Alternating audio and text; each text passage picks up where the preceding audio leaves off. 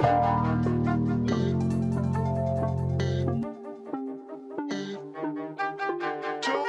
and welcome to another episode of Sleepers Media Podcast. I am your host today, Carter Elliott. I am taking over the hosting duties. We're recording this on Sunday, June 2nd, and it is currently Gregory's birthday. And you know what? We gave him the day off, let him play a little golf, hang out with the family. He's got a new house. He lives on a golf course. I guess we become second fiddle today. That's completely fine. But I have my good friend Brian Ralph with me here. Brian, how we doing today? Is this your first hour like Sleepers episode? I know you've been on the channel a lot. Yeah, I've been on a few times for the hour, but not as like a featured guest. Typically, it's been with both of you, so this is nice. Okay, I'm very confident that you are going to be a great featured guest. You also have a great beard, which is needed on this podcast. So Greg brings a great beard. I obviously don't, so I'm glad that you can, pick up the slack in that case. But I will take over the hosting duties today. So if it's bad, you know what? I don't really care because I have to answer to Greg, and I don't think Greg's gonna be mad at me. So just blame Greg for putting his birthday as a priority over us. Yeah, I don't want to throw him out there either, but he was sending me some texts about his golf round, and apparently his good friend Roby, who he played with this morning, wiped the floor with him in match play through like 36 holes. So he can explain himself when he gets back, but apparently it wasn't good. But we'll go ahead and get this underway. We will start with the YouTube comment of the day, as we always do. So send it over to Carter to search for the YouTube comment, which is what I'm going to do right now. A lot of good YouTube comments. Brian, actually, since I have you on here, I would like to ask you this. We'll pick this YouTube comment because there was a lot coming from the Syracuse State of the Program episode, and there was a lot of shade thrown your way about a couple of the players you were talking about and where Syracuse is going. Would you like to clarify anything as far as how you feel about Syracuse hoops? Because Greg and I actually talked about them on our last episode, and we were like, when are they going to stop giving the leeway to the guy who took over for the legendary head coach? So do you want to clear the air about Syracuse at all, or how you feel about? No, I think I made my feelings pretty clear on the state of the program. If you want to know my feelings, I suggest you go watch that video. I don't have high hopes for Syracuse this season. Let's put it bluntly. They're a program that should be in a better spot than they are and in a healthier position than they are. And with programs like that, we tend to give them the benefit of the doubt because Syracuse should have great players, right? But I don't know that they do. I don't know if the roster construction is great. And it's okay to say that the roster is fairly mid. And I think they'll finish in the middle of the ACC, which is not great. Yeah, it's not. And you know what? Like when you ACC or ACC and Syracuse in general, like that program is always, I think, to everybody in the college basketball space, it's going to hold a certain type of just aura. Like it's Syracuse, they had the history, the jerseys are amazing, the moments they have, all that thing. So maybe, Red gets it going, gets one or two recruits that kind of change things around and gets it going. But I think you were pretty fair in your assessment. And also Judah Mintz is not walking through that door this season anymore.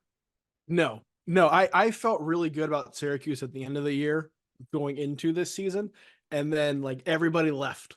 And so I'm not a JJ Starling guy. I'm not somebody who expects him to be a first team all ACC performer. I don't think that's in him anymore. I think Syracuse is in for another NIT bid that they can choose to accept or not accept. That's up to them. Yeah, they accept NIT bids, by the way. Sometimes you got to take a little bit of dash of humility. Yeah. But now let's get to the Discord comments. As always, join the Discord. That is the easiest, the best way to support us. Join on your desktop. If you join on the desktop, it's $9.99 a month. I think we got just over 300 people in there. We also currently have Riley Davis in there, as well as Brian in the Discord. So a lot of good things happening there. Excited what's going to happen. I want to point out I was in there months before Riley. You were, as you should be. It took Michigan State getting a center just for Riley to get in there. And the center was Sizemon Zapala, which, by the way, I apologize. People have been getting after me for calling him Sizemon. I know it's Simon, but Sizemon just sounds so much cooler, and I'm just gonna keep rocking with it. But like I said, Simon when he starts playing bad. Yeah, definitely. I'm just call him Zap once that happens. First comment comes from, let's see here. Oh, okay. Whose roster would you take between Kentucky and Arkansas? That's the first part. And two, if Kentucky ends up with a better season than Arkansas in year one, would you all consider Kentucky the winner in the coaching change? So let's start with the first one there. Whose roster would you take between Kentucky and Arkansas's, Rob? Are we going top to bottom or just the starting five? Because I think those are two different answers. I think Let's go top to bottom. Let's go whole roster. Top to bottom, I'm taking Kentucky because Arkansas has like 8 guys. Okay, that's you know what that's you know what I mean. You're right. But They got a lot of spots to fill still.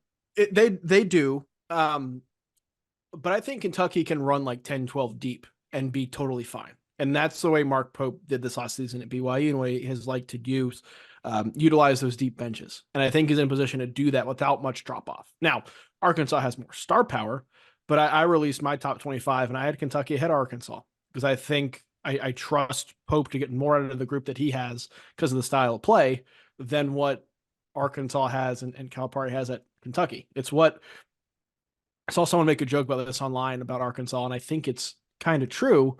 We realize that like Arkansas is last year's Kentucky team without Rob Dillingham and Reed Shepherd and Antonio Reeves. And maybe you throw like John L. Davis in there for Antonio Reeves, but then you're still without 2 top 10 picks. Right. Yeah, true. And Antonio Reeves last season did not get the credit like he deserved for what he did for that Kentucky team. Like he had an absolutely incredible season. The numbers, the shooting percentages, everything was great. It was just obviously when it came down to winning time, Blake Lampman and Jack Golke stole his shine. But that what Antonio Reeves and those 2 top 10 picks did for that roster is great. To be honest with you, and I'm not just trying to pander to Kentucky listeners, and that I've been getting accused of that as of late. I've actually truly been impressed with what Mark Pope has kind of been able to do in like rounding out this roster in year one on like a short time span. So I think that with the depth that they have, Kentucky I think does have the better roster right now and might have the better roster even when Arkansas fills those last couple spots. I don't know. They get Coleman Hawkins. We'll have a discussion about it. Yes. But at the same time, as much as I like what Mark Pope has done, I'm not going to sell my Coach Cal stock just like that. Like this guy hasn't, done things at Kentucky and even won last season, despite what happened in the tournament. As our great co-host Greg likes to say all the time, the March is fluky. So yes, they haven't made a second weekend in a couple years, and that's really, haven't won a tournament game in a couple years. That's very un-Kentucky-like. I'm still not selling my Cal stock that fast. And Rob, I feel like the look in your eyes is saying you might be selling it a little bit. I picked Kentucky to win the national championship last year. Like they were my pick, and I was on here a lot banging the drum for them in February and March. And I was wrong. The reason I was wrong though is because Calipari did not have a game plan for Oakland. The same thing that Oakland's been doing for 40 years somehow befuddled him, and he had no answers for. It blew my mind. It's been 3 or 4 years now since they made the second weekend. I think you go back 5 years. Yep. Like that's a long time for anybody. And I know we think it's been interesting to me how we view Calipari now versus how we viewed him like 3 months ago during the season. Because during the season, like Kentucky fans, like get out of here. Like, you're not winning. You need to do something. Get out of here. And then he left, and everybody seems to view him like we're in the middle of 2013, where it's like he's just won championships and ripped off Final Fours, and like that was a decade ago. No, like it's been a half decade since he's done anything significant in the tournament. Yeah, it's gonna be a major. Both schools are gonna be under a microscope for different reasons, but they're both gonna be under a microscope to see what the coaching change does and what they do this season. Next comment from iMainer. All the guys who left Duke found a new team, all in power conferences. Who has the best year this upcoming season, and who might as well should have stayed at Duke? So that list is Jeremy Roach at Baylor, Mark Mitchell at Missouri, Sean Stewart, Ohio State, TJ Power, Virginia, Christian Reeves, Clemson, Jaden Shute, Virginia Tech, and then as of recently, Jalen Blakes to Stanford. So the question is, who has the best year out of these this upcoming season out of those guys, and who might as well stay at Duke? I don't know if any of them really should have stayed at Duke, given the fact of the freshman class coming and was going to take a lot of their spots anyway. Mm-hmm. Right. So if anybody should have stayed, I think it probably would have been Jeremy Roach, just being the 5th-year senior. They need some guard depth, they need a true point guard on that roster. It would have made sense for him to stay, but he got a decent amount of money I have to go to Baylor. And I don't blame him for that.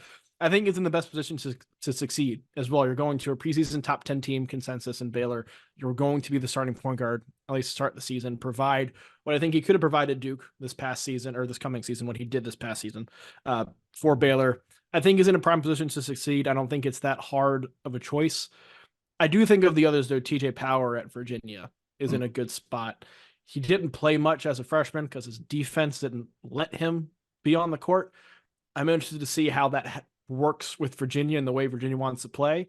But he's also adding some significant shooting and offensive punch that Virginia desperately lacks, that I think is going to get him on the court and make him more of a featured option for them. And if that's the case, I think Virginia could have a pretty good season, better than certainly they've been in recent years. And I think he'd be a big reason for that. Yeah, 100%. I talked a lot about how I really like that fit for TJ Power at Virginia, especially because they were able to bring in other transfers, like guys like Jalen Warley, who I consider a pretty good defender. So like can kind of pick up for things that TJ Power might lack. But just to play a little bit, I agree with you on the Jeremy Roach thing. That would have been one they would like to keep just because of the guard depth and what he brings and the winning experience he has. Can't blame him. But just to pick somebody else, I'm actually really interested to see what Jaden Schutt does this season at Virginia Tech. They obviously the Hunter Coutures, the Sean Padulas of the world are gone. Jaden Schutt's a kid who, because Michigan State was very interested in him out of high school, I was always intrigued with this game. Like I thought he was like he was gonna carve out a role at Duke and be a pretty good college basketball player there. Just never really worked out. It's hard to do at Duke when you're an under kind of recruited guy, small, and they're just recruiting 5-star after 5-star guards year after year. Yeah. So I'm interested to at least get some clarity on how I feel about Jaden Schutt and what he does this season. I don't know if Virginia Tech's not going to be good. Don't take that as that. No, they're not. They're going to be bad. Okay, but I do want to see what Jaden Schutt does, and I think you know what he's going to get the opportunity because I don't know about anybody else on that team who's going to take some shots. Exactly. Yeah. Moving on. Guy comes with his daily high major comment to prove his sanity, day 37. Guy, congrats on keeping this bit going on this long. You are one of a kind, my friend. Texas A&M is lining up to be pretty good this year, I think. But that's what we all said last year. The only thing that's certain with Texas A&M is that there's going to be a funky year in College Station. This comment means a little something to me, Rob, because we went through I think Greg and I went through like our top 12 preseason. This was before the deadline and everything else. And I gave Texas A&M a shout. I had them at like 12 or 13. And I was like, you can make an argument for them to be at 10 because, you know, what they have with Wade Taylor, Obieski, what he's done. They were able to get Phelps from SMU as well. Where are you at with Buzz Williams and this team? Because we were feeling the same exact way last season. And then they just get off to these atrocious starts every single year. Is this the year where they finally put together a consistent year and, you know, actually have a really good regular season, don't find themselves trying to sneak into the tournament at the end of the year? I think it's their best chance to, certainly. Now, I have them preseason top 15 as well. I think they are either in the bottom of the second tier or top of the third tier, depending on how you want to determine that. But there's a group of teams in that like 9 to 15, 10 to 15 range that I think A&M falls into. They bring back a ton of experience, bring back a ton of maturity, bring back most of the rotation from last season. So all of those things you expect to at least get off to a strong start with, because it's important, as we know, to start with those things, and that the impact of them wears out over the course of the season. It seems to play together more. But what we saw with them the end of last season and the ability to beat some of the top teams, you just hope they get more consistent. That's all we really need from them. And they get more consistent. A lot of that has to do with shooting the ball and Wade Taylor not becoming Caleb Love's idol. Because we give Caleb Love crap for all the poor shot selection and the tour dates that he's shooting. Wade Taylor is that like to an extreme. To an extreme. Yeah. He's got to cut down on some of that. And if he does, he can be an All-American caliber player. And if he's that guy, then top 15 is probably low for A&M. But there's a lot of unknowns. I think they have as wide of a range of potential outcomes as anybody in the top 15, because it is very easy to see it happening just like last season. But it's also, I think, best case scenario is they're a Final Four contender. Yeah, 100%. Also, honestly, Wade Taylor's, I think, shot attempts are worse than Caleb Love's, in my opinion. Like some of the shots he Yes. takes, I'm just looking like, like how do you even, how does Buzz Williams is a saint. I understand he's an All-American level type player, but like at some time, even if I'm his teammates, I'm looking like, dog, like I get it. I Yeah. get you're the best player, but like, what are these attempts right here? But yeah, it'll be interesting to see how they do put it together. I think a big part of last season and that run they made was like the play of the other guys, like outside of Wade Taylor, like Yeah. Obeski was playing incredible towards the end of the season. They get back a healthy Coleman as well. Like he kind of battled in and out of the lineup, getting him back. Mm. They're able to get Pharrell Payne fully healthy.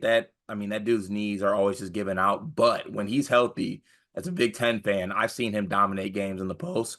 So it'll be interesting to see what they do this season. Next comment comes from Doctor, first team all yapper. The better coaching duo, the better brother coaching duo, Scott Drew and Bryce Drew, or Bobby Hurley and Dan Hurley? Scott Drew and Bryce Drew. You going against the Hurley family here? I am going against the Hurley family here. Ooh, Ralph, Yeah, you're gonna open us up to something. Elaborate on that a I little know. more. It just, I think, I don't want to. This is not disparaging Danny Hurley at all, Mm, right? Because he is the best coach of the profession right now and has been for a number of years now. But Scott Drew is probably number two, number three, right? Like Scott Drew is right there. There's not a huge gap between them.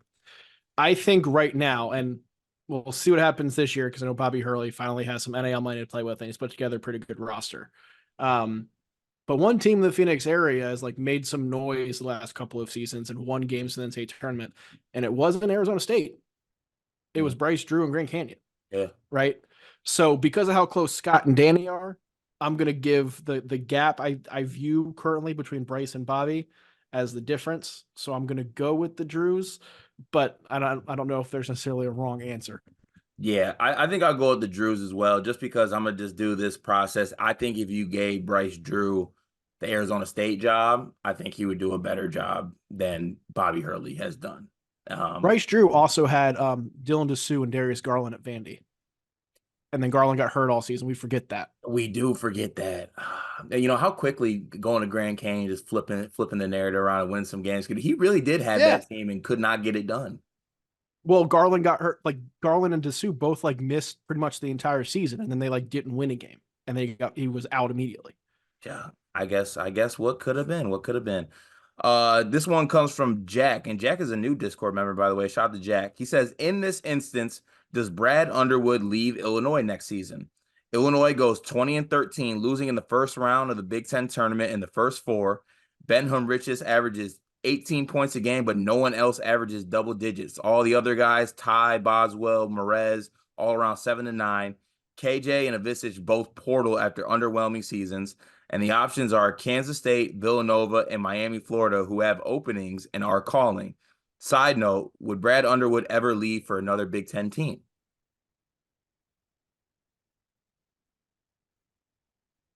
I don't know, man. That's a good question. I'll tell you this right now.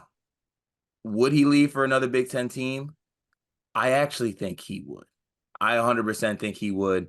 And speaking as a Michigan State fan, if Tom Izzo decided to finally go off and just live the grandfather life, retire, just be in his glory, I would call Brad Underwood immediately if this Oh yeah. situation was to arrive. And I think he's a coach that has shown he's aggressive in the portal. Mhm. He's shown that he can be competitive in high school recruiting. He's got guys like Jeremiah Fears, Marez Johnson in the fold. I mean, there you can't argue with the fact that Brad Underwood, I think even over Coach Painter. I don't want to misquote this, but I think in the last couple of years, I don't think anyone's had more regular season Big Ten wins than Coach Underwood. I think maybe Yeah. Painter's number one, but besides that, I mean, in an era that's been dominated by Zach Edey and Purdue, the next team up is Illinois and Brad Underwood. Yeah. So I think he would leave in a heartbeat. The other schools, I couldn't see him at Kansas State. I definitely couldn't see him at Villanova. That just doesn't seem right to me. Miami's an interesting one though, because they got funds and Brad Underwood Yeah. does well with funds. What do you think there'd be a fit there? I do. I think Underwood is perfect for Illinois. I think the level he's brought them back to, the rabid nature of that fan base and just Underwood's personality, like to me, it matches so well. I understand the Kansas State connection, but that almost feels like a step back, kind of, particularly with how good the Big 12 is, to go from the Big Ten, one of the better jobs in the Big Ten and Big Ten money, to a mid-tier Big 12 program. I think is a step back. The Illinois fit, or excuse me, the Villanova fit is incredibly odd. Like I could see it being like, here's perhaps the best job in the Big East. Do you want it? And him being interested in that, but the fit seems weird. But I almost think like, so you're comparing Illinois and Miami. I think it's a matter of, does he want to essentially have like a retirement job, or still does he still want to try and go out there and compete for championships? Because I know Miami just been the Final Four 2 years ago. The NAL, the life wallet NAL money is not the same as it was 2 years ago when they were able to bring in Nigel Pack and Norchad Omier. There's a reason Omier's now for playing for Baylor instead of Miami. I think that's dried up a little bit, but there's opportunity there and the opportunity to live, in Miami as opposed to Champaign, Illinois. And as lovely as Champaign is, it's not as nice as the beaches of Miami. That's very true. I think Brad might sunburn too easily for Miami, though. That would be that'd be my only concern. I saw when they played in the tournament, I believe it was Mile or something like that. He looked extremely sunburned. He's a red individual in general, so I'd be scared for him on that one. Next comment comes from Guy, and we have a non-college basketball question here. Rank the following COVID symptoms: loss of taste and smell, the sniffles, coughing, and the chills. Ralph, I don't want to be too forward here. Have you had COVID? I have had COVID, yes. Okay. I think it took about 2 years, but I got it. I did not lose my sense of taste and smell, but I would rank that as the worst of the symptoms. I can't imagine like not smelling or tasting. That Oh just yeah. sounds like a terrible time. The sniffles is the easiest one. Like, I have two toddlers. I have a soon to be 5-year-old and 2.5-year-old. I've been sniffling the entire time that they've been alive. That just comes with having kids. That just comes with having kids. Yeah, I had COVID, I think twice it was. I didn't get the loss of taste and smell. I do know some people that didn't even get it back, or like it's never the same. Right? That's That sounds like the worst thing ever. The worst symptom was like the chills and the weakness. Like yeah. I'm not an in shape individual, but I can usually get upstairs without like losing my breath or like feel like I had to sit down. When I had COVID, I was like struggling to get out of bed. But yeah, Guy, thank you for presenting us with a comment where we rank COVID symptoms. That's exactly why people tune into this show, my friend. I really appreciate you. Next comment comes from Andre. He says, is Hubert Davis a good basketball coach? I feel like I'm on a roller coaster of not knowing, and my opinion always changes since 2022. Got the 8th seed, bad. Made the title game, good. Historic bust of the next season, very bad. Number 1 seed the next year, very good. Sweet 16 loss, man, I don't know what to think. Ralph, where do you stand on Hubert Davis, the basketball coach? I think he's good. He identified what works for him. And I think he figured that out during this past offseason. We talked about this, but the championship game run they had back in 2002, right? Brady Manick was a huge part of that. Had the floor spacing for the guy who could shoot and stretch the floor. They thought Pete Nance was going to replace that. It didn't. Their spacing sucked. They played slow, didn't play fast. It was terrible. What put emphasis on this past offseason, going out and finding a 4-man who could space the floor and kind of stretch some things. Ron Harrison Ingram, they were able to push the pace with Cadeau the way he wants to play. Come back to working well. They were a very good team. Their talent level probably was a second weekend kind of finish. Now going into this offseason, and they got to find a big man. I know Riley Davis wants them to, and pretty much every other UNC fan wants them to upgrade that front line, but the guys they brought in, Kay Tyson, stretch shooting 4-man, guards who can push the pace and are excellent athletes. Like, he's identified the way he wants to play and what works for him. And to me, that's a good coach who learned what works and is pursuing that and has done a good job at getting that. Yeah, I'd say the exact same thing. And, in the midst of all this, he's been able to, get the 5-star guys. He has Ian Jackson coming in this season. He's got Drake Powell as well as being aggressive in the portal. I always give credit even though it gets overlooked sometimes, but when guys who coach at like the blue blood schools, the big schools, the big names, right? When they get guys, you kind of just brush over and you're like, okay, they got it because it's North Carolina. Where on the other hand, sometimes I got to take a step back and I'm like, I'm glad Hubert Davis is approaching this like he is the coach of North Carolina. Like he can walk Yeah, into the room and go get the big dog. Go get the big dogs in the transfer portal. Go get the big dogs on college recruiting.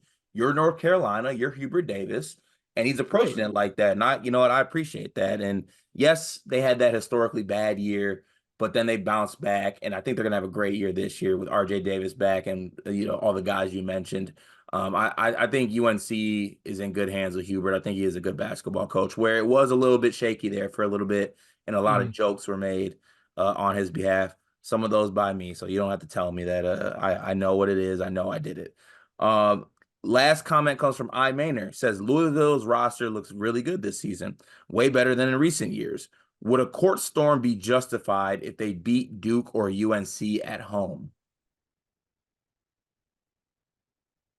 Yes, if UNC or Duke is like number one, number two in the country, Mm, undefeated, like one loss, and this is like Louisville is back time to win, and just the emotion pouring out. That is the only acceptable scenario for me. You are Louisville. You are too good to storm the court. But if there is a watershed like Texas is back kind of moment for yeah. Louisville, then that's acceptable.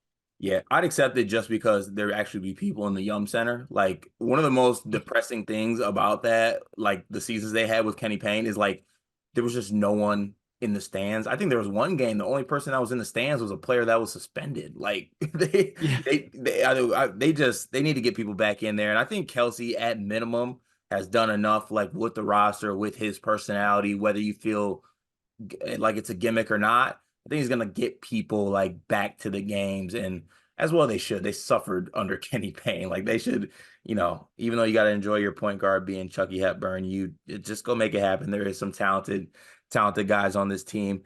That wraps up the Discord comments for the day. Like I said, make sure you join the Discord. Make sure you do so on the desktop. We're not trying to, you know, steal your money here. It's $9.99 to join the desktop. If you join on a phone, they might try to add some fees to that. We don't want that to happen. Appreciate everyone in the Discord, and let's go ahead and get to the show. All right, topic number one for today. The deadline has passed. Guys have made their decisions, whether they're in the portal or not. There's definitely a few more pieces out there that can make decisions, but a lot of people are starting to release their way too early top 25s with a lot more pieces put into place. We headed over to our good friend, Jeff Borzello, friend of the program, friend of ours, who released his way too early top 25. And he had Kansas number one overall. And I want to dive into that a little bit deeper because there's been a lot of back and forth about whether Kansas is number one, whether Bama was number one. Some people are even say that UConn deserves to be number one. But diving into this quickly here, Ralph, what is your initial reactions of this way too early? And I don't know if you have finished yours yet for Heat Yep. Check or not. Did you already release that? Heat check as a whole, we have not, but Okay. I released mine on Twitter. I had Alabama number one. You did have Alabama number one. I Okay, so did have Alabama number one. okay, let's dive into that a little bit because I too had Alabama number one. So what for you, what puts Alabama over Kansas in this case for the number one spot? Honestly, and I know this does not make for good podcasting, but I think either one is fine and defendable. If you No, go outside, no, if you go no, outside, no, Ralph. No, no, no. You pick the number one. There's no 1A, 1B, and you stand on bit. No, I'm kidding. You stand on business. the But the reason why I went with Alabama is you have the core back of last season's Final Four team. And I know there were some pieces that are lost, Rylan Griffin, chief among them. But bringing back Mark Sears, bringing back Grant Nelson, like that's huge, especially if you get the Grant Nelson who continues to progress the way he did the back half of the season. Like you suddenly have a group of stars. You bring in some elite transfers. You bring in some elite freshmen. Bama can go 10 to 12 deep if they want to with guys that contributed big minutes on a Final Four team last year. Like right. that is really, really strong. Kansas doesn't have as much depth. I think Kansas probably has more known pieces. I still have some questions of how good a Hunter Dickinson, KJ Adams front court can be. While I love both of those players, again, if we're picking holes and splitting hairs here, that's a question. AJ Storr playing, I don't want to say winning basketball, but buying into the more team part of Kansas. I thought there were times at Wisconsin where he was a little bit more selfish now to get his. Now Kansas needs him and somebody to do that, so I don't know if that's going to be a terrible thing. And I don't think the bench is as deep. I think the bench is certainly upgraded, and I think Kansas is a Final Four caliber team. But again, you're splitting hairs here. That's the difference for me between the two. And I had UConn at 3, but if you want to make a case for any of those 3, I would listen to it. Anybody outside of those 3, I don't even think is an opinion. I think it's just wrong. Yeah, I 100% agree. I don't think that you can argue with when you look at what those 3 schools have done, transfer portal, recruiting wise, and then just the caliber of head coaches at those 3 places. You have Oates, you have Self, and then you have Hurley. And honestly, we're all messing up right now by putting Hurley 3rd and UConn 3rd. Like their early bulletin board material, they're gonna drive that into the ground. But another thing that I kind of wanted to get your opinion on, and where I was coming from as well, is that, and this is nothing against Kansas's roster. I love Kansas's roster. Yeah. Is there any inkling of, are we worried about just kind of just the dynamics of the team? Like AJ Storr is a guy who's has so much around him because of the transfer portal, and he's been to like 9 different schools in 9 different years, dating back to high school. Hunter Dickinson is like this enigma of a college basketball player and personality. Is there any worry about kind of what the personalities look like on that team? And now there's personalities on every team. That's every basketball team. There's going to be personalities on Bama's team. They're going to have a guy who's probably their 10th guy that could start at a bunch of other schools. So my main question is, what is your biggest worry about Kansas, which maybe makes them number 2 in your eyes? I think chemistry is one of them, and you'd be naive to think that that's not going to play an issue or a potential issue, right? Because it is, one, you're adding a whole bunch of new guys. I don't know how big of an issue it will be for a couple of reasons. Number one, your point guard is Juwan Harris, who prefers not to shoot. He's not going to be mad if guys are quote unquote taking his shots. He's actually going to prefer that, right? Rylan Griffin and AJ Storr, I think, can coexist on the wing because Griffin is more of the 3 and D. Catches you guys, Storr needs the ball in his hands. That works. KJ Adams is perfectly fine, or at least appears to be perfectly fine, being a role player, glue guy sort of option. I think that fits his game. I think what you're going to get into is a potential AJ Storr, Hunter Dickinson clash of who is the guy who gets the shots, who gets the ball, who gets the touches, right? That's the potential friction there. Now, I don't think Dickinson comes back for a 5th year if he's not willing to put that stuff aside. I don't think Storr goes to Kansas if he's not willing to put that stuff aside. I don't think Bill Self puts up with that crap, particularly after what happened this past year. And there are very few people in the country who can manage egos with the kind of credibility that he has as Bill Self. It's almost like the Pat Riley of college basketball to me with Bill Self, where he's just great at knowing how that works and kind of flexing his own when he needs to get guys to stay in line. But there are some potential issues there that I don't know if Alabama has. And this is on paper, but Bama is deeper. I think the pieces fit together better, and we saw them have more success last season. So if you're comparing cores, like, I'm going with Bama's. Yeah, I think I feel the same way. You just can't argue. And this, like I said, the 3 teams that we stated, those are the teams that I feel like belong there. But like when you just go through Bama's roster and you get to like guy 12 and you're like, this is the 12th guy? Like, what? This isn't fair what Nate Oates has done. Jaron Stevenson came back, and it was like a huge deal because you love to have Jaron Stevenson. We go to do the Alabama State of the Program video. I'm looking at Jim Root's roster sheet. He's projected to be the 9th or 10th guy in the rotation. That's just like, what? It's literally crazy. I was honestly surprised he even signed up to come back, to be honest with you. Like, I don't know where his minutes are going to come from, but I mean, good on Nate Oates, good on them for doing that. That's kind of why I have Bama number 1. It's going to be interesting to see how that discourse works out with the way too earlys.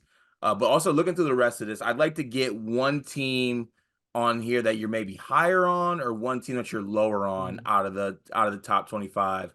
So let's start with one team you're maybe higher on than other people. Iowa State. I am very, very high on Iowa State this season. We talked about those top three, right? Bama, UConn, and Kansas. I think they're the clear top three. Mm-hmm. I think Iowa State is the clear number 4 and the best team of that second tier. A lot of it is who you bring back, but the way they played last season, and again, they're returning most of the core. Their guard trio of Lipsy, Gilbert, and Momcilovic, I think, is a difference maker for them, given the way they play defense. I think last year, everybody fell in love with Houston, the way Houston played defense and what Jamal Shead brought to the table offensively. Like, that was the quintessential Houston experience. Iowa State was the exact same way. Their name just wasn't Houston. Like, you watch them play, they played the exact same kind of swarming defense that suffocated teams. They went through offensive ruts, but then they also went through offensive spurts that completely flipped games. You had a number of guys who did that. So, like, in your mind, take the core of a Houston team that won the Big 12 tournament, as good as they were last season, May the 2nd weekend, and brings everybody back. You're going to be over the moon with expectations for that Houston team. I think you slapped Iowa State label on that, and it's causing people to view it with some hesitation. And I get it. I understand that to an extent, but I think this team is going to be elite defensively, as always. They're going to have as much offensive firepower as any Iowa State team has had under Otzelberger. I think they're a very real Final Four contender, and it feels weird to say they're a national championship favorite because, again, they're not in the top 3 group, but I wouldn't be afraid to put that label on. Okay. All right. Yeah. So I know a lot of people have been maybe trying to inch Baylor ahead of Iowa State. I like that pick by you. I'm going to go to, all right, I'm going to stay strong with this one. I came in with this one. I'm not going to change up late. Borzello has Arizona at 9. I think Arizona should be higher than 9. I truly do. And this is where I'm coming from on this one. Yes. I get it. I get the Caleb Love thing. I get the stigma. It's not even a stigma because it is earned. Like, the shot selection, the decisions, everything that he does really does seem to kind of hurt this team at the worst times. But I think we need to stop acting like they didn't just get an All-American back. Like, they got an All-American back who averaged 18 points, 5 rebounds, and 4 assists last season, shooting the highest percentage he shot in his career at 42%. And he shot 34% from 3. And, like, yes, those aren't like the most greatest percentages, but they're not just getting back a complete nothing. And yes, he shot bad in the Clemson game. You know who else shot bad in the Clemson game? Kylan Boswell. He was 1 for 6. Pell Larson was 2 for 9. Kashad Johnson was 3 for 8. That's not that awful, but it was a lot of missed layups. Like, he wasn't the only reason that Arizona lost basketball games. And I think getting him back, Jaden Bradley being that steady point guard, I think he's better than Kylan Boswell. That just kind of straight up. KJ Lewis, I think, is an NBA player. I think he's going to break out this season. Trey Townsend's going to be great. Like, I feel great about what he's going to do. I've seen what he's done against higher level competition at Oakland. I think he's going to be perfect at the 4 spot in Tommy Lloyd's system. And then Krivas is a guy who I think can take another step too. So I think people have gone just a little bit too far south on Arizona and Caleb Love for my liking because of Caleb Love, when they're not realizing what this guy is, which is an All-American level type player. So even though they are at 9, I would put them even higher than that. I like that. And I think, too, we are going to look back on their transfer class, particularly Townsend and Delorso, who they brought in from Campbell, as one of, if not the best transfer class in the country in terms of the impact they're going to have next season. We just had 2 Big 12 teams, and they weren't Baylor, Houston, or Kansas. The Big 12 is going to be absolutely disgustingly good this year, and it's actually, I think it's gonna scare me. So on the flip side of that, is there one team that maybe Borzello or other guys are ranking higher that you would have lower on your list? He had Arkansas 16, right? Yes. So I had Arkansas 21 in mine, and to be honest, I only had Arkansas 21 because I'm scared I'm doubting them too much, but I don't see it really with this Arkansas team, to be perfectly honest. I kind of brought it up at the beginning. They're the same kind of build as Kentucky last year without their 2 or 3 best players. That's a problem, particularly their 2 or 3 best shooters. Like one of the reasons that that Kentucky team was so good is they didn't turn the ball over and they shot a ton of threes at a high clip. Well, this team, you take the shooting out, you throw in some questions at point guard and ball handling, and if you're going to repeat that turnover rate, there are defensive questions in the middle behind Jonas Adu. Like you're relying on him to shore up a lot of things. Yeah. That I don't know if he's going to necessarily be able to do. I'm sure Arkansas will be fine. I think they'll be good. There's too much talent on that roster for them to not be. But this Calipari bump that they're getting, I don't see it.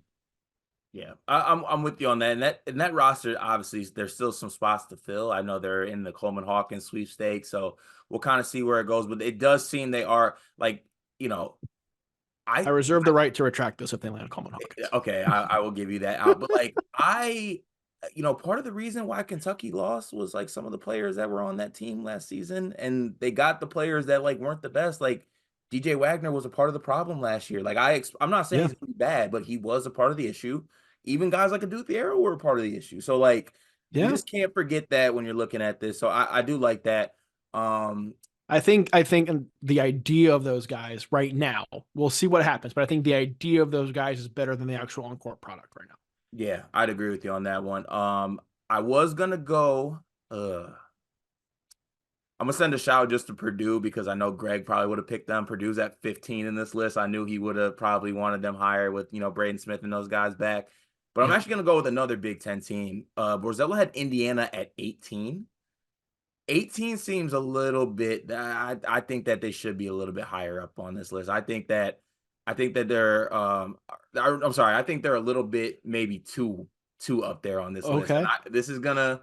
I love Indiana. I truly do. I think the roster is really good, and I think that they have done a great job in the transfer portal. But unfortunately, the game is the game.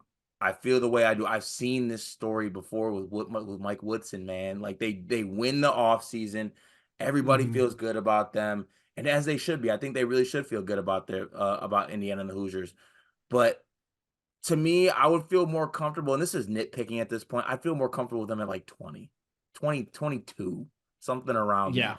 There's some question marks. The shooting is definitely going to be an issue.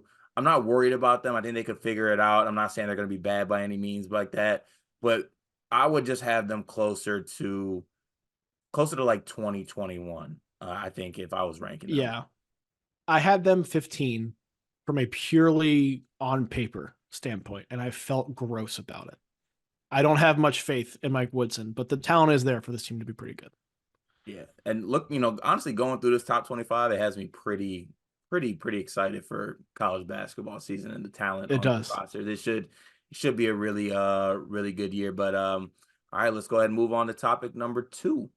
Topic number 2, French guard Nolan Traore, a projected top 25 pick in the 2025 draft, has spurned offers from across the globe to remain in his home country. Nolan Traore, for anyone who hasn't seen him, he had a great showing at the Nike Hoop Summit. He had a great showing at the ANGT finals, which are the ANGT tournament, which has been honestly a really big talking point of the last few weeks. You've seen guys like Igor Denham have great games there. Kasparis, also the new Illinois players, had some great games there as well. He finished it up by having a 45-point game versus Barcelona last week, and in an absolutely incredible performance. If you have a chance, please go check out the highlights of that. He was absolutely special in that game. He's an explosive guard who I think is going to be a next level guard. On his list, he had teams such as Gonzaga, Arkansas, Duke, Alabama. Rob, I just want to get maybe some thoughts on his game in general, and then also just in a broader topic form. How do you feel about him staying overseas instead of coming over and playing college basketball this season? And are you a fan of that? Do you think it's the right decision? And just in general, how do you feel about guys that are overseas choosing maybe to come play over stateside, and what does that do for their college basketball future? Yeah, I love that it's become more and more of an option with NIL, right? Like Igor Demon doesn't come over without NIL. Yeah. And I think that's a great thing for the health of our sport, of college basketball, right? And the benefit to these prospects is, one, you get used to playing in the States, where if you want to go to the NBA, is everybody does. You get that adaption part out of the way, right? And also get you more used to the American style of play, because the difference between the American style of play and the NBA is vastly different than what you see in Europe and across everywhere else, essentially. Now, part of that's the NBA rules, and it's obviously still a very different college, but there's a little bit more emphasis on individual one-on-one play than you necessarily see overseas. Now, same time, there's a difference between going against amateurs or non-professionals, we'll just say non-professionals, and going up against essentially second-level professionals, the non-NBA guys.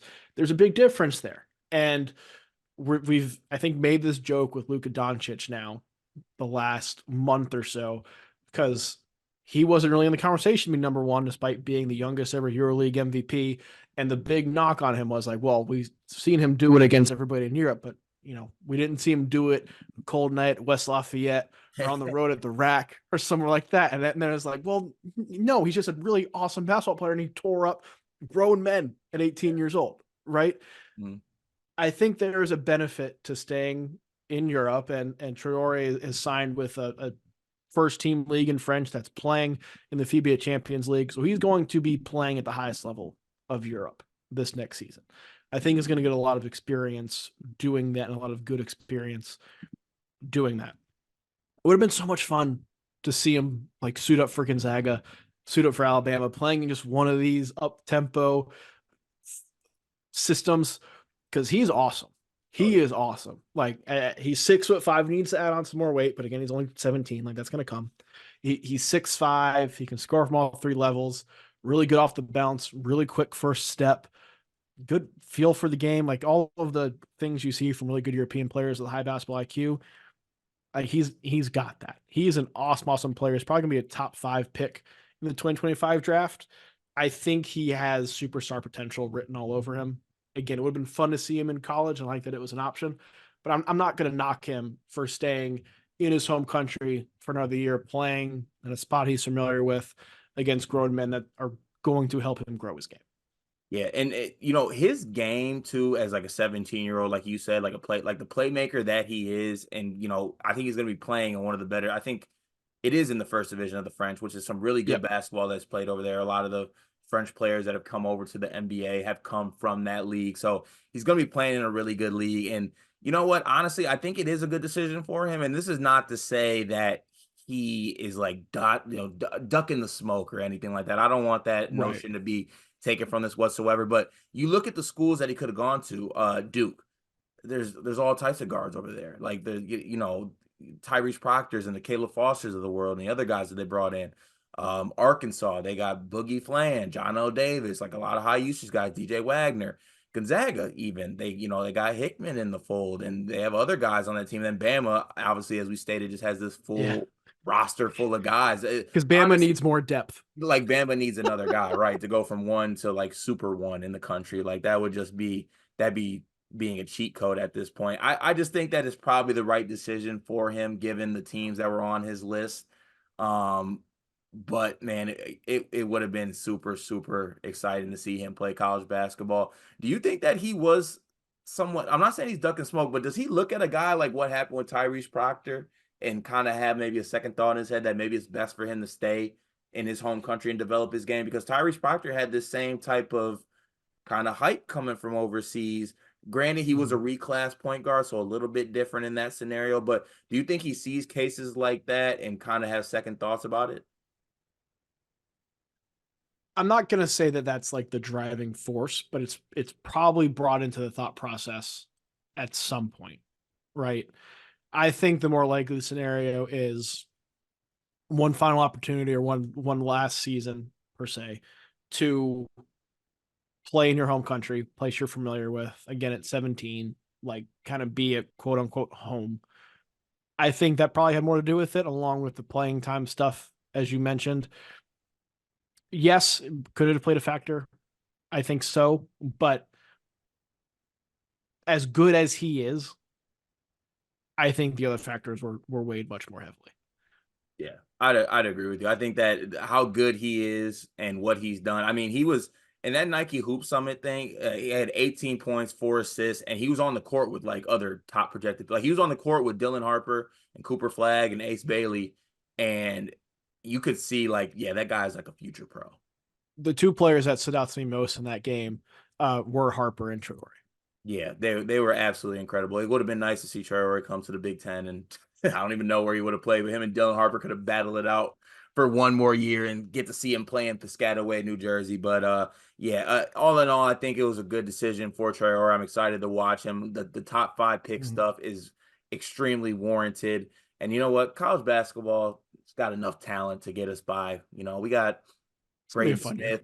We got Jeremy Fears Jr. We got all other types of guards you can watch. Yes, I threw that in there, and I'm going to end this recording before you can even comment on this. But let's move on to the last topic here. Topic number 3. I got to start the week off by dipping into the Big Ten roots of the show because that's just who we are and what we do. We are going to do the way too early prediction of first team all Big Ten here. Now, Ralph, I texted you probably about an hour ago, maybe about 45 minutes ago, asking you to throw together a Big Ten way too early first team list. Excited to see what you come up with. If you had to make a prediction for over or under, let's say 2.5 players that we have the same, what would you think it would? What would you say? Or over under 2. Let's just call it 2. What do you think? How many players do you think we have the same on our list? I would say over 2, but under 2.5. I think we'll have 2. Think we'll have 2 the same? Okay, yeah. I think we'll have 2. You don't know how I think, Ralph. Sometimes I come with some off the wall stuff, but I know that. Yeah, you do know that. I'm glad you do. So let's go one by one on our list here instead of doing what we, the whole team. I think this is going to be one that's going to be on both ours. So let's get the early one out the way. Braden Smith's on both our lists, correct? Has to be. Has to be. I mean, he was first team all Big Ten last year as a sophomore. He's also still good without. He's going to be good without Zach Edey. Everybody, please, for the love of God, just stop it. The kid's going to be good. He was great last season. He might be even better this season. Would Braden Smith be your preseason pick for Big Ten Player of the Year? I know I didn't ask you this, but because he's the consensus guy on this list. I feel like. I think he probably will be. He would not be my pick because I love Dylan Harper. Not to tease something else, but Ralph, my good man, I love you. Second on my list is Dylan Harper. Is he on your list? Yeah, I think Dylan Harper is going to be in the conversation to be the top pick in the draft at the end of the year. Wow. I don't think he will be. I still think it'll be Cooper Flagg because Cooper Flagg's going to be awesome. But I think Harper is going to be good enough where it's like, maybe Dylan Harper can be this. The same kind of way it was like Brandon Ingram. And I forget who was number 1 in that draft. Was that the Anthony? No, that wasn't Anthony Davis draft. No, it wasn't Zion, was it? No, because that was RJ Barrett. Yeah, Zion was Ja. Yeah, who was in Brandon Ingram? Was it Lonzo? You gotta hold on.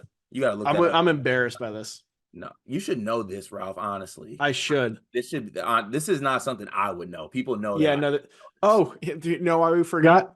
Who is it? It was the Ben Simmons draft.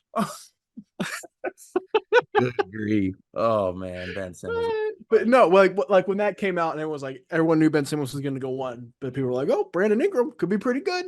Like maybe he's the number 1 player in the class." Like I think it could be that kind of scenario with Dylan Harper. I think he's fantastic. Yeah, he's going to be so good. And I understand the doubts of it with Pikel and how he does offenses and things like that, but like Dylan Harper was incredible this season. He was incredible on the EYBL circuit. He's also been incredible in like these little postseason things, like in the McDonald's game, like he was cooking. Yeah.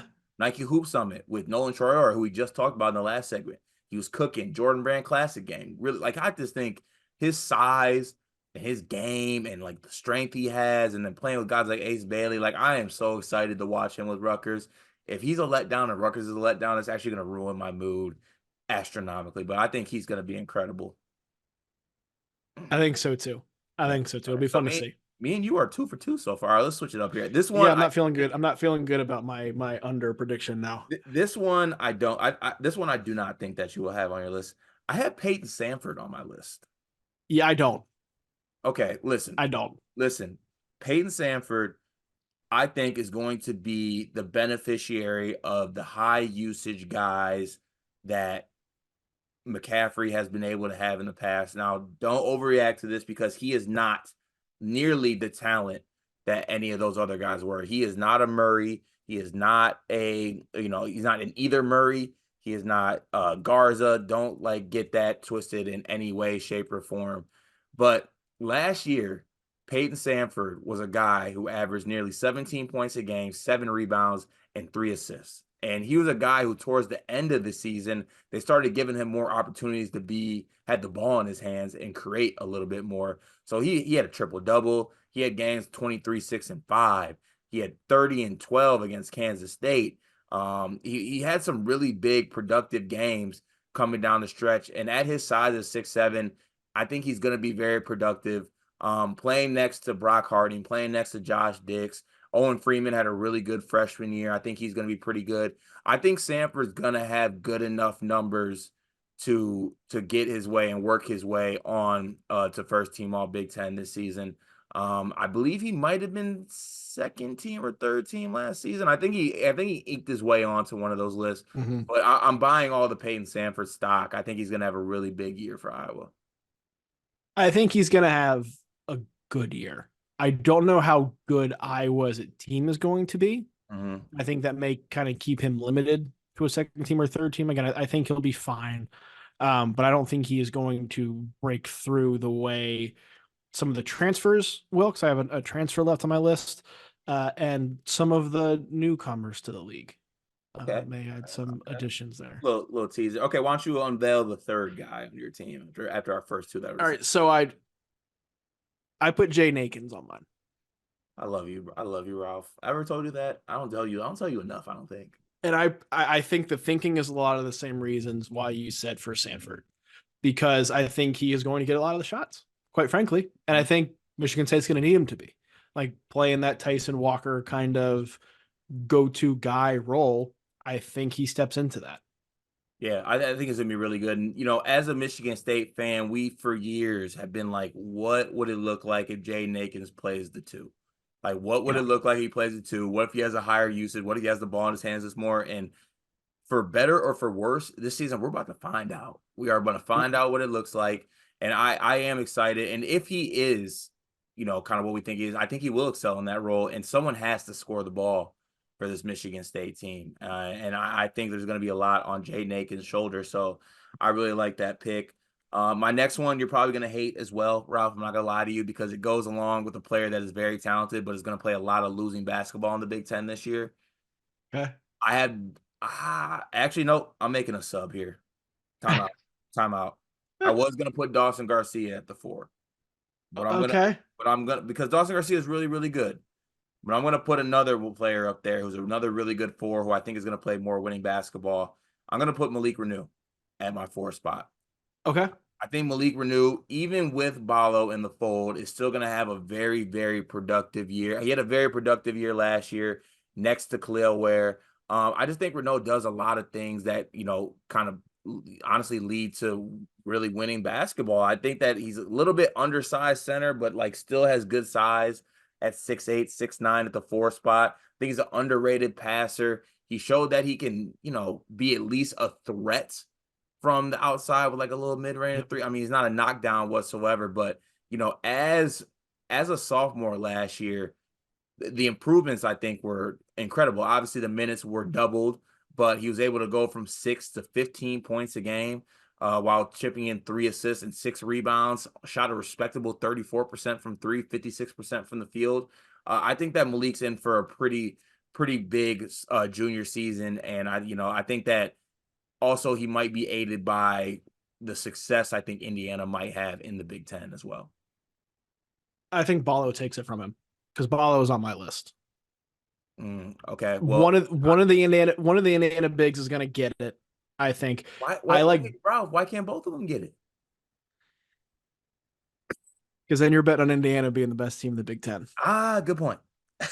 Very good. Okay. All right. I'll let that. Yeah, I like Reneau. I think Ballo is a better player who I think is going to be featured more as that true center, the way Indiana has played. I think he's going to be a double-double machine. It wouldn't surprise me if he averaged double-double this season. I think that's enough to get him on the list. Yeah, I do think he is going to be really good. So I do not think that Indiana is going to win the Big Ten. So this probably does not add up with my list, and I probably should have kept Dawson Garcia, but I did have Ballo as the last player on my list. You can't argue with what Ballo has done.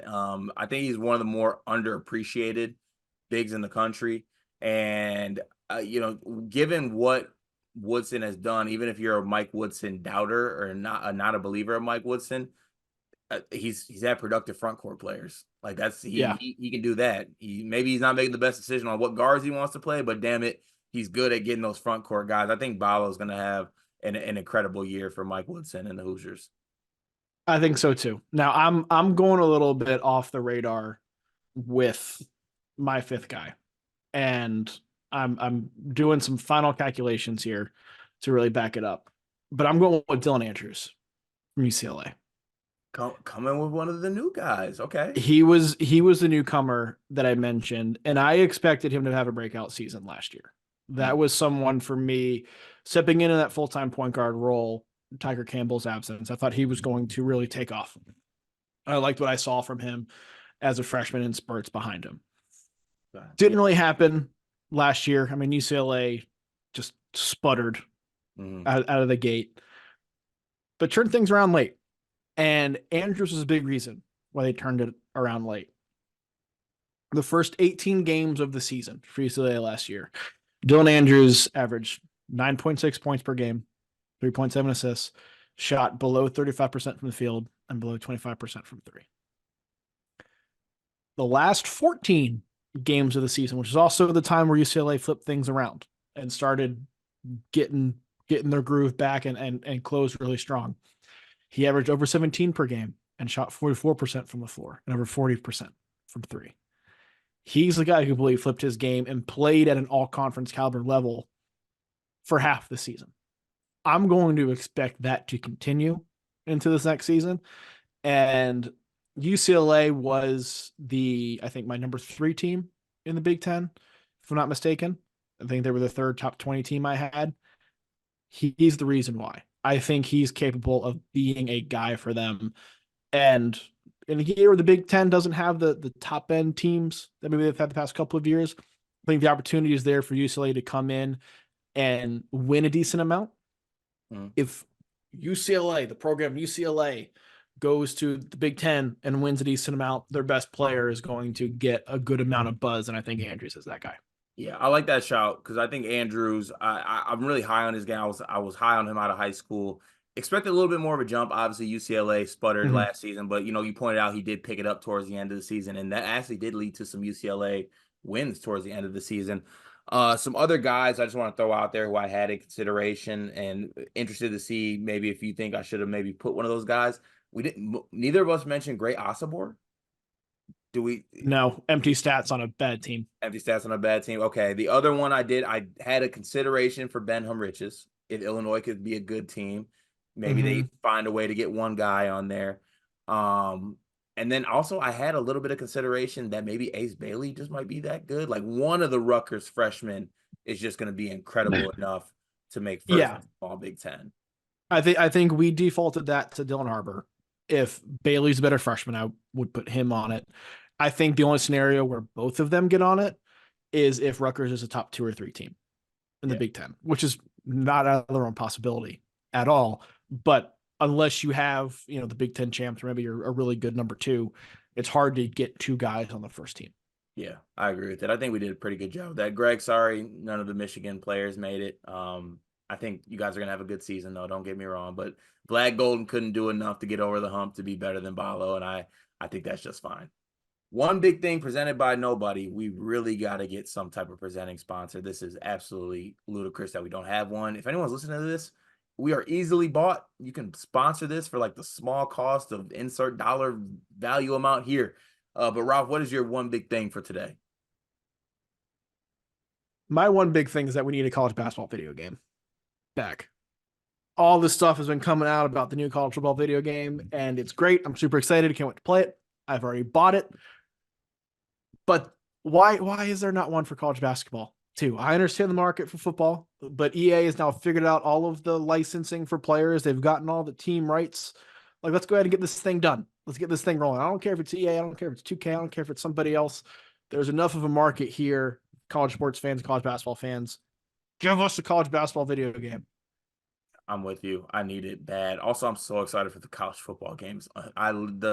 All the stuff that's been coming out with the gameplay, like it's about to be so incredible. I'm going to be doing zero work the back half of July. As well, you should not. My one big thing for today, Ralph, you are a father, right? I am a father to be. Yes, you are. I had to come with this question, and I need your opinion really quickly here. As I grab this item, I need you to quickly give me a little spurt here. What are your thoughts on dad shoes, and are there a pair of shoes that you need to have as a dad? You need to have flip-flops. Flip flop, like any specific kind? You just need to be able to slide something on when your kids are running outside. Okay, all right. No specific brand though. Like no specific brand, but that's been the key for me. Just grabbing flip-flops when I want to do something real quick. Just slide it on, be like, all right, let's go. See, you know what? I don't mean this in any bad way whatsoever, Rob, but you struck me as a guy that if you need to just go outside, you're just running outside. You're going to feed the grass. I can't stand touching grass with my feet. What? Can't stand it. Okay, can't wow. stand it. What a misread on my part. What an absolute misread. But I think I was targeted. And I saw these shoes and I was like, these kind of look like dad shoes. And I just want to show the world that I got them. I got a little pair My of dad God, shoes. those are phenomenal dad shoes. These are great dad shoes, are they not? They really are. Yeah, like great support. Great support. Also, like these big bottoms. Like I might be 6'9" with these things on. I'm very, very excited to wear those. Those are nice. Yeah, I just want to show them to the world. That's my one big thing. I will end it with this. Do I need to get a pair of On Clouds? Is that a thing? It is a thing. I am fighting the trend. Are you sure, Ralph? I'm hearing great things. I'm hearing great things too, but my Nikes do the trick and my flip-flops. All right. Hey, whatever you say goes, my friend. I trust you with my dad guidance with my life. That'll do the most dad shoes I have, I think, are some Hey Dudes, which are my flip-flop adjacent. I need to have my feet covered while we go somewhere. The fact that you're ending this episode with the phrase flip-flop adjacent is just the greatest thing. I hope you know that. But thank you for tuning in to Monday's episode. Thank you to Ralph for tapping in for Gregory. We will be back as always. Tune into the Sleepers Media YouTube channel. We have a lot of great stuff dropping this week. A lot of great NBA draft stuff we're going to be unveiling. Very excited about that. We're going to have Ralph, Riley, Greg, all the crew on that. So be sure to like, subscribe, all that, and we will see y'all the rest of the week.